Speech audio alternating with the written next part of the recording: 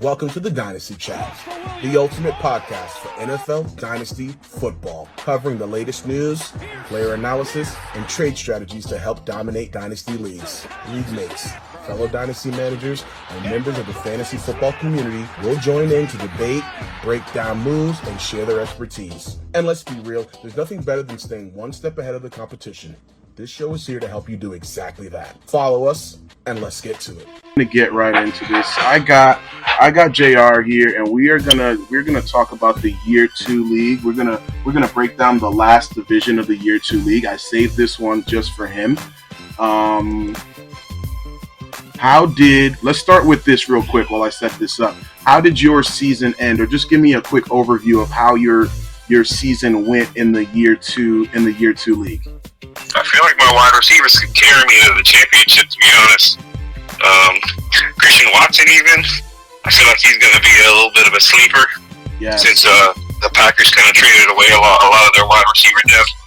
So that leaves the focus on Jaden Reed, Christian Watson, and Matthew Golden. But yeah, I'm feeling good about this Year 2 team.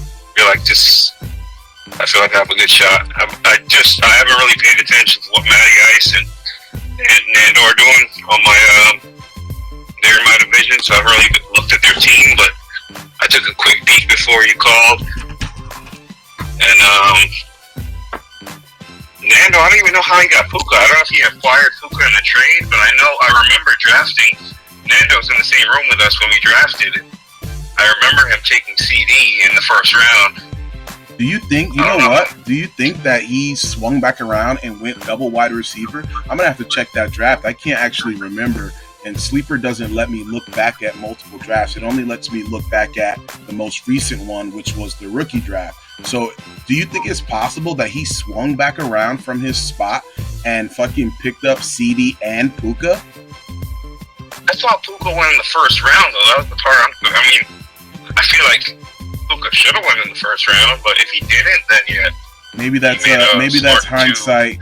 Maybe that's hindsight being 2020, because I remember there was a lot of consternation about, even though we knew Puka was going to be good, there was a lot of consternation about the age of Matthew Stafford, and he came into the offseason with some fucking weird back issue, some fucked up back issue that they did not want to tell us about. So I think it is possible that he slid to the middle of the second round. So I'm going to have to check that. Because that's how I was feeling. I was hands off. Puka was off my board. I wanted Puka, but I took him off my board because of Matthew Stafford. And among other things, that turned out to be a huge mistake and a bad call on my part because, of course, Matthew Stafford goes on to become the MVP of the league. And, yeah. He played every single that whole thing played every single game. That Sean McVay just likes to play games with everybody. Yeah. He's playing games with everybody last summer, and he's doing it again this summer with the whole Aaron Donald shit. Yes, that's a big... Trying to pretend like they're not going to sign. He's not going to join the team. I feel like they're just trying to bluff everybody, pretty much. Yeah. Well, listen. Let me now that you bring it up, I might make that like the news story of the next episode. I saw this man practicing knife fighting. Okay, think about this for a second. Grown ass, rich motherfucker Aaron Donalds is practicing his speed drills with a knife expert trying to stab him. I'm like, bro, this nigga, he's coming back to the league because what are we doing here? Like, yo. He's working out there. He got the helmet on. They might as well. These guys, they're workout junkies. But the knife fighting thing, that's something different. That's a little bit different. I remember last year I did a review of everybody's draft, and you had one of the teams that blew me away with your draft. I loved every selection that you made. I think JR killed his draft. I love his draft. Absolutely murdered it. Okay? Not only did he get Jordan Mason that we were talking about, he starts off with Amon-Ra St. Brown. You know how much I love him. Boom. So he goes wide receiver. Drake London comes back to him in the second round. Another guy who's going to be in a bunch of primetime games, who I think is due for a true breakout this year. He circles back around. He gets George Pickens that you made, and I was jealous of every single player that you took. And even though I was happy with my draft because I had a strategy of targeting running backs for the first 2 to 3 rounds. So, but I'm still looking at your draft and I'm like, man, he killed it with Amon-Ra. You know, I love that guy. And then you circle back around and you end up with Brock Bowers. You grab George Pickens. And then not only that, you end up with Tyler Warren as well, which we'll get to because that ended up... that was my rookie pick, so I was in the rookie draft. Okay, that's right. So yeah, Tyler Warren in the rookie draft. I thought you had one of the more solid drafts. And even from the beginning of last season, I had you pegged as one of the best drafters and the best teams. Like, you really did your homework. And it shows. You went 10-4. So, if you want to be featured and have your opinions heard on an episode of the Dynasty Chat, all you got to do is call on. I want to hear what you have to say. Tell me about your favorite players. Tell me how your team is going to dominate the league this year. Let's get into it. And now a word from our sponsors. Today, being retarded means leading a full life. Retarded people go to work or school just like their neighbors and come back to a real home, a supervised home, right in the neighborhood, where they belong. Being retarded never stopped anyone from being a good neighbor. Won 10 games last year, and you got Drake London. Okay, so I guess let's pivot a little bit and talk about your league, your division mates, right? I've got both these guys here. Both these guys went 4-10. So that means, I don't know the exact matchup. It's likely that you won 4 games against these guys alone. Well, that's what I'm saying. I didn't understand if Nando acquired Puka in a trade after the fact or something, because who has Puka and goes 4-10? It just seems weird. It does seem weird. How the hell did he go? He must have, because, okay, you know how I know he did CeeDee Lamb and then Puka? It's because look at the rest of his roster. If you really look at it, his roster is kind of weak. He's got Jackson Dart. He drafted Jackson in the rookie draft, so he drafted Jalen Warren, David Montgomery.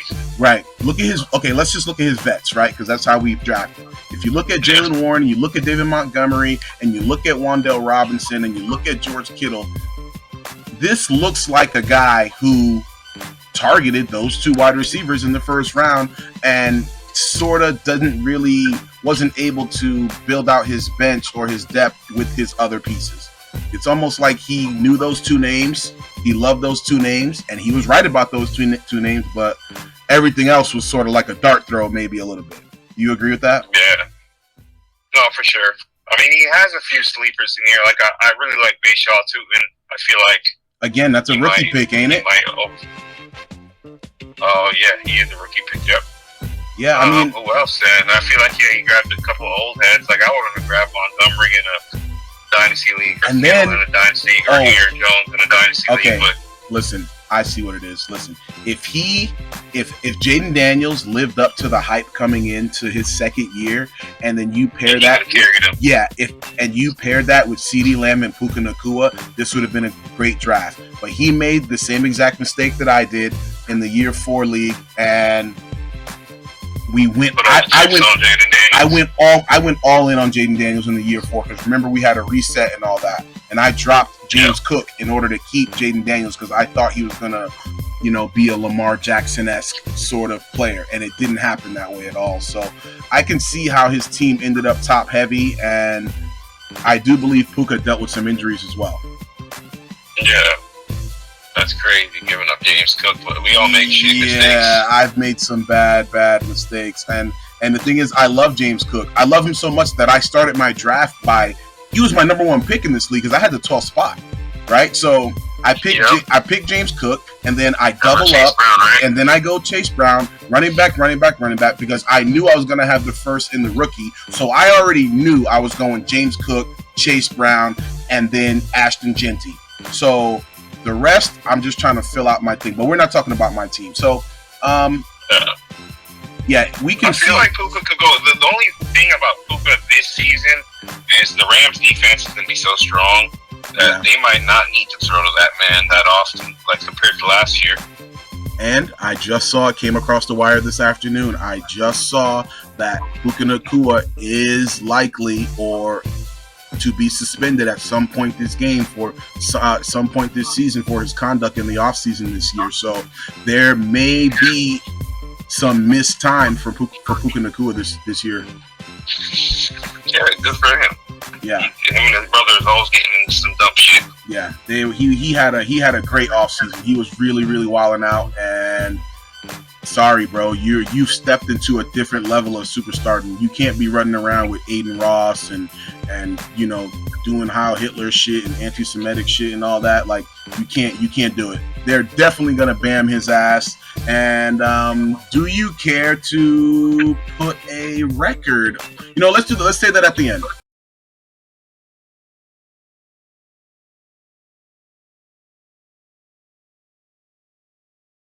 All right, let's go on and talk about Matty Ice so I don't keep you too long, right? Boom. Okay. Let's talk about Matty Ice. Matty Ice went 4-10 as well. Matty Ice plays with us in the Year 4 league.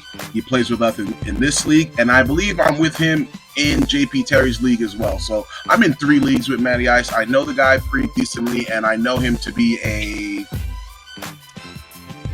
savvy negotiator. Is that a good way to put it? What do you think? Yeah, I'd agree.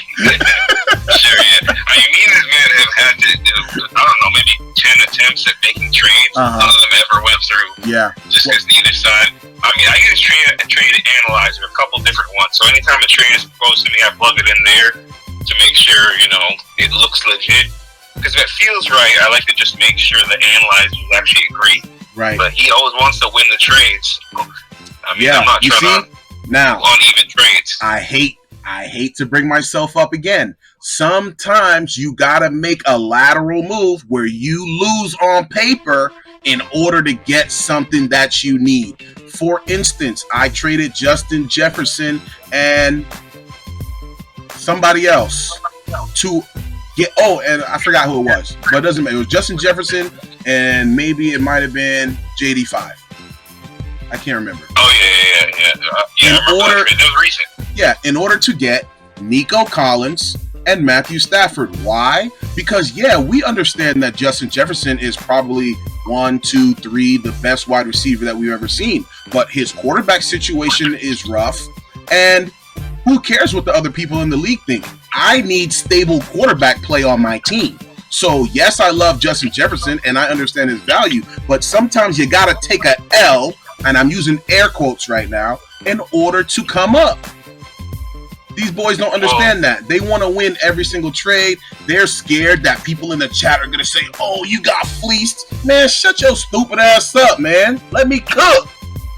Everybody's going to say that about every trade. I mean, I don't think I've ever seen a trade go through with not one comment. So it's interesting to see, but I mean, the trade I was talking about, you're talking about a trade that was a while back. I'm talking about the one where you just sent I think it's the Year 4 league. You sent JD5 for Josh Downs and. Oh yeah, that was a different trade. Somebody. Yes, I did. Again, I want stability. I'm scared of risk in fantasy football, and I know that JD5 has major upside, but I personally, I can't stomach the risk. Good move by Daniels to get away from the first hit, but even better play by Greg Thomas to stay with the elusive Washington quarterback who's hurt. Jaden Daniels down and in some pain, left arm.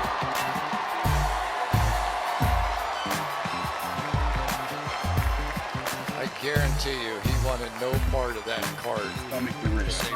I can't do it on a week-to-week basis, so I love the kid, but give me Matthew Stafford and give me Josh Downs. And then the other thing, I almost had to make that move with him because Alec Pierce ended up on the PUP list in the middle of the summer.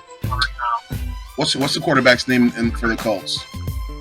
Danny Dimes. Danny Dimes is gonna come back healthy, and he's a prototypical pocket passer, so he's gonna hand it off to Jonathan Taylor, but the rest of the time he's going to be passing to Alec Pierce. Alec Pierce ends up on the fucking PUP. So I'm like, damn, dude.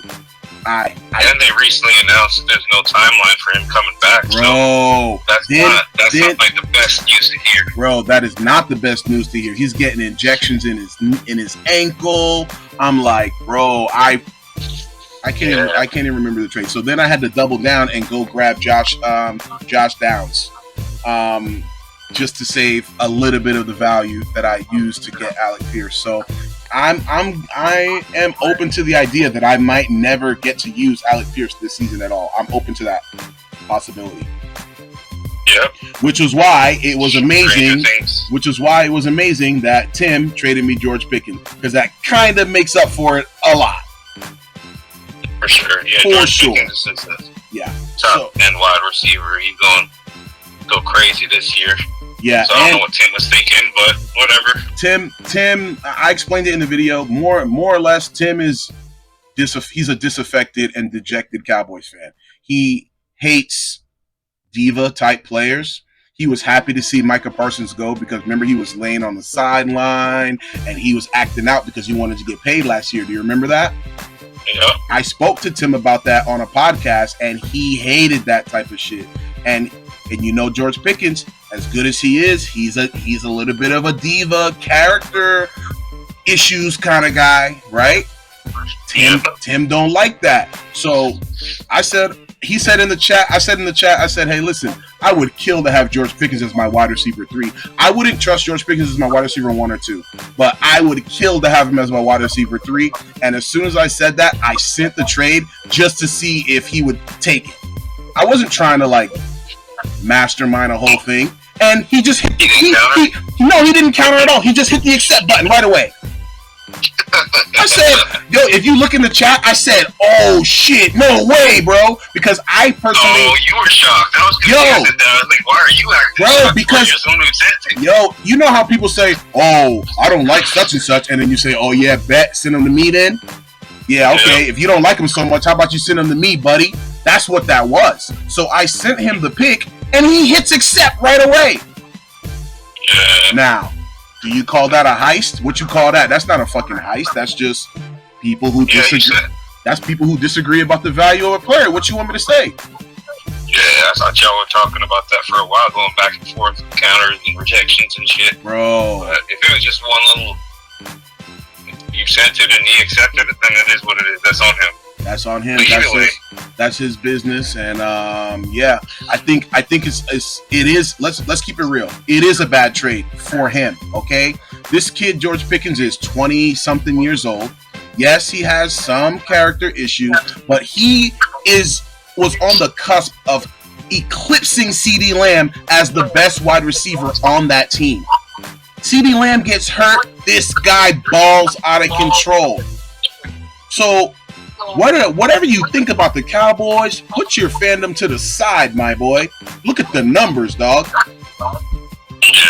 I mean, a lot of people think that. I feel like it could go either way. I feel like Pickens could with both of them healthy all season. I have a feeling that Pickens could still outperform CeeDee Lamb. I agree, and I believe he could also crash out as well. I do know that he is not happy about being franchise tagged, but I also know that he is looking to get the big bag from somewhere. So it is. It's not in money this year. Yeah, it's not in his best interest to act a fool on the biggest team in all of American sports, right?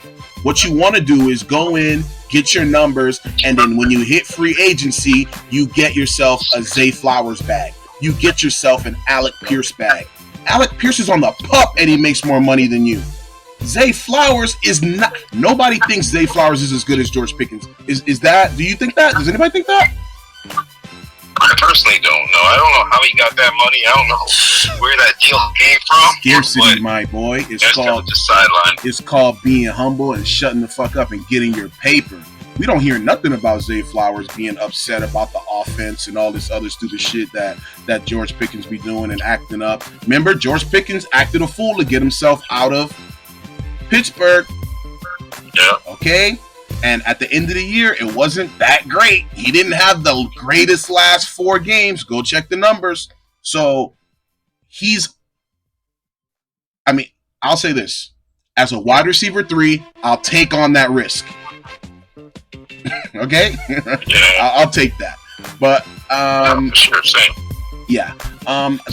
We got sidetracked again, but that was a good segment. Let's cover Matty Ice real quick. Take a look at Matty Ice's team and quickly tell me about this team. I mean, it's 4-10. It sort of looks good on paper, but I'm not seeing. I feel like he's going 4-10 again, to be honest with you. Oh man, Drake. I mean, Jamar Chase is like the only thing he has going for him, but Drake he's cool, but with that new schedule change, yep, I have a feeling he's gonna get exposed. Bucky Irving, Alec Pierce, we just that's talked already about a big that. committee. Rico Dowdle is probably gonna win the job as the RB1, but I feel like that's still a committee. Alec Pierce, exactly. Kyle Pitts. I like Kyle Pitts, but really, I don't know what the quarterback situation is over there. So the quarterback situation is give the ball to Bijan Robinson. The fuck? Yeah. All right. Yeah. I heard Luther Burden got hurt, so maybe that's good for Roma Dunze. Yeah. But I think it's just a growing thing, so I don't know if it's gonna affect regular season. Kyle Monangai. Yeah, I think trash. Matty Ice. I believe last year, me and Mo, we sat back and we looked at the draft, and Matty Ice was Moses' choice for the worst draft last year. Honestly, bro, I think it's a few that might, you know. Okay, just give me one. Just give me one. So, Ice. Let's take a look at Matty Ice. He went Jamar Chase, number 2 overall, great pick. You can't screw that up. Then he comes back around at the 211. Late in the second, and he gets Brian Thomas Jr. I'm not a huge fan of Brian Thomas Jr. He loves him. I spoke to Matty Ice earlier this week. You know, I don't trust Trevor Lawrence. So even though Brian Thomas might be pretty good with the addition of Travis Hunter and some other guys and their new tight end, I don't see Trevor Lawrence being able to sustain multiple top 7 wide receivers. My choice was Eric, and I stand by that, and I think I was vindicated in that. But Moses' choice was Matty Ice, and looking at this team going into 2026, he was on to something. This team is it's the most okayest team I've ever seen in fantasy football. Oh, you talking about Matty Ice? Yeah, you heard that? If Alec Pierce was healthy, then I feel like he ain't. So I'd agree, but okay. So you think this team is even below okay? Yes. What would you say 4-10 is? Below okay, yeah, right? yeah, that for sure. Yeah.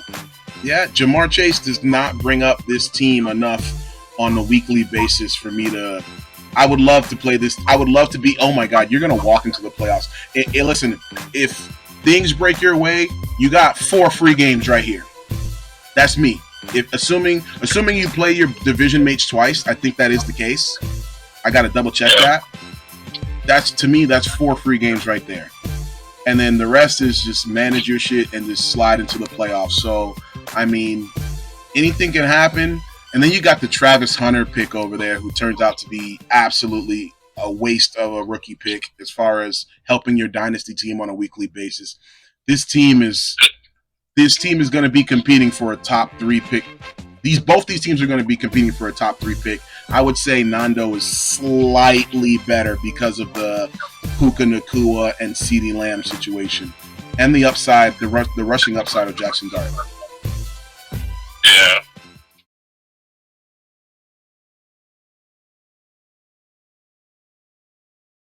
I feel like Nando's team is better than Matty Ice's. All right, so I know the schedule's not out. Give me your quick predictions, and then we'll wrap. Give me your team first. Okay, let me see. I didn't look at everybody else's squad, so I don't really know what everybody's looking at, or what everybody's working with. But based off just looking at mine, I hate to say it, I feel like I'm going all the way. That's what I want to fucking hear. That's what I want to hear up in here. And we didn't even discuss the A.J. Brown trade, which is similar to the George Pickens trade, right? And let me tell you how it's similar. I hate the Eagles. I'm a Giants fan. I did not want A.J. Brown on my team. You know it because you were drafted with me. Like, the pause in between my picks when it fell to me to pick up the last best wide receiver on the board was palpable in the room. And I knew that I didn't want this man on my team. I knew that I didn't trust the passing volume of the Eagles or Jalen Hurts with his fucking tush push bullshit, and then Saquon Barkley rushing all over the place. I wanted no parts of this offense last year, but I couldn't not pick him. He was the next best available player, and I had already taken every running back that I wanted at that point. Yeah, so, I mean, I feel like, so I think I gave you Tyler Warren and you gave me AJ Brown. Yeah, straight up. It's straight up trade Tyler Warren for AJ Brown. I was, and he went on to shit all over me, right? He was one of the main. For now. I mean, I feel like in short term I won that trade, but in 1 or 2 years you're probably gonna end up winning that trade. Yeah, 1 or 2 years. That Tyler Warren is gonna end up paying off, and AJ Brown's gonna age himself out. 1 or 2 years. I want a damn title defense. This man is about to go to New England and get all the targets. Okay, exactly. He's about to go in that bitch and get all of the targets. Right? This man, I'm not gonna hold you. He might do 1,200. He might do 1,200. He had 2 seasons where he did 14. So hey, okay. So I'm being conservative when I say 12. Then I'm gonna go ahead and put 12 on him with 11 touchdowns. Take that to the bank, boys. Yeah. No, I mean, Drake May throws the ball a shit ton.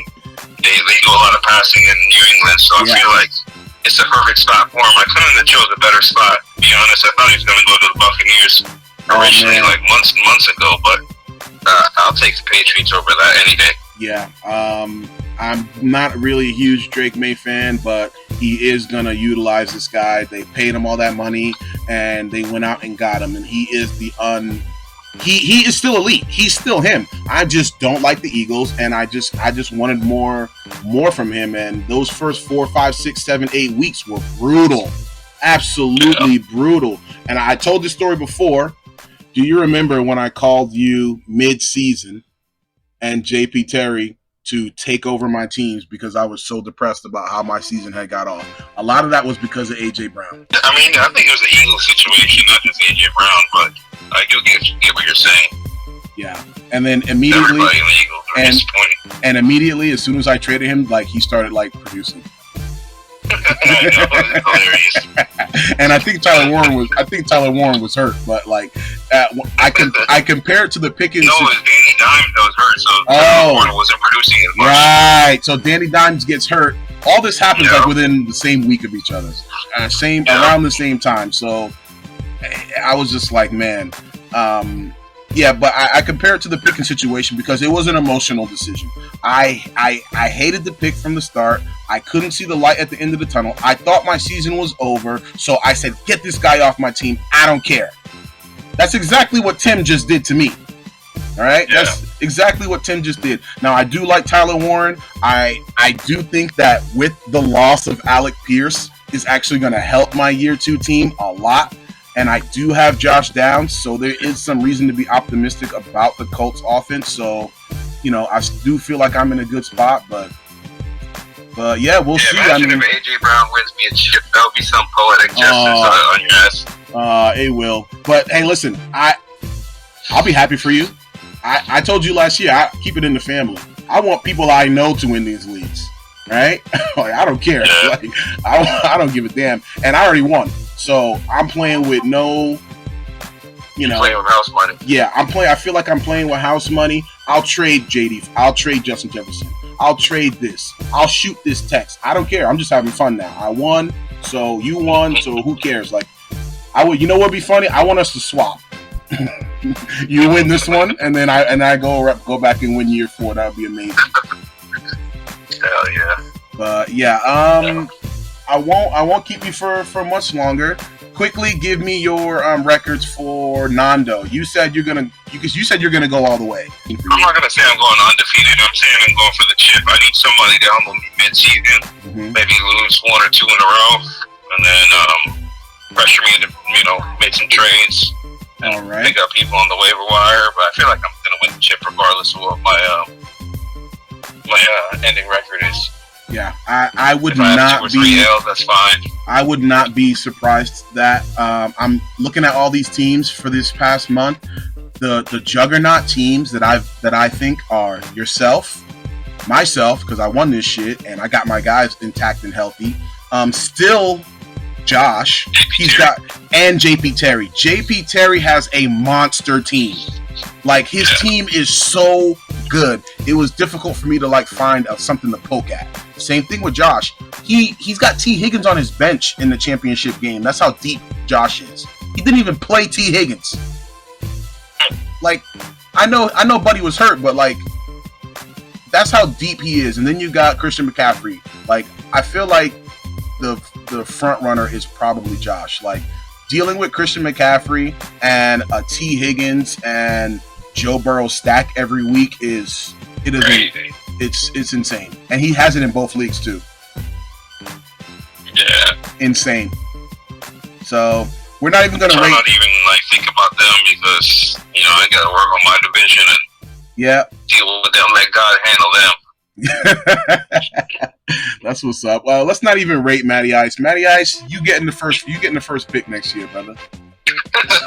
I think the new guy that we brought in is gonna finish higher than you. That's what I think. What's the new guy's name? Is it Andrew? All-Star Andrew. Yeah. All right. Well, JR, thank you for talking to us about this division. You have helped me wrap this segment that I've been doing, and thank you very much. Good luck this year. Yes, sir. All right. Thanks, later. Sir. All right, later.